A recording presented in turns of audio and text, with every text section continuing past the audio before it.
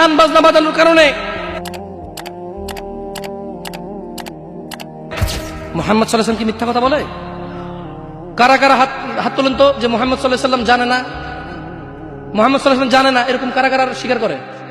আল্লাহ নবী বলেছে, যখন বাদ্যযন্ত্র বেড়ে যাবে, গায়িকারা সম্মুখে এসে নাচবে, তুমি অপেক্ষা করো, পাহাড়গুলো কেঁপে উঠবে, পৃথিবীটা নড়ে উঠবে। জালজালা ইযা যুলজিলাতিল আরদু জিলজালাহা, যখন পৃথিবী প্রবল কম্পনে প্রকম্পিত হবে।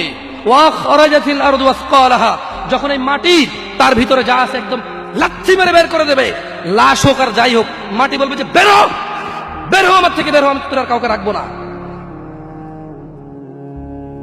وقال الانسان, মানুষ বলবে মালাহা মালাহা, পৃথিবীটার কি হলো, এই মাটির কি হলো, কেন সে কবরগুলো লাশগুলো বের করে দিচ্ছে, কেন সে স্বর্ণ মতি হীরা মানিক্য বের করে দিচ্ছে, মালাহা, এর কি হলো, কেন পাহাড় নড়ে উঠছে, কেন পাহাড় ভেঙে চূর্ণ বিচূর্ণ হয়ে যাচ্ছে? মানুষ বলবে মালাহা, পৃথিবীর কি হলো, বিআন্না রাব্বাকা আওহালাহা, পৃথিবী এটা করবে, বিআন্না রাব্বাক, কারণ তোমার প্রতিপালক আওহালাহা, পৃথিবীকে আদেশ করেছে।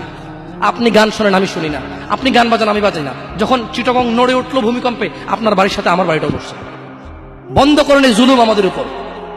আল্লাহর দিকে তাকিয়ে বন্ধ করেন, আল্লাহর দিকে তাকিয়ে বন্ধ করেন। আপনার বাড়িটা যদি ভেঙে ফেলার ইচ্ছা, বুলডোজার এনে ভেঙে ফেলেন, কেউ ধরবে? কেউ জিজ্ঞেস করবে আপনাকে? আপনি গান বাজনা শুনে ভাবে পৃথিবীতে বিপর্যয় নিয়ে আসতেছেন। ইত্তাকিল্লাহ হাক্কা তুকাতিহ, আল্লাহকে ভয় করেন যেভাবে ভয় করা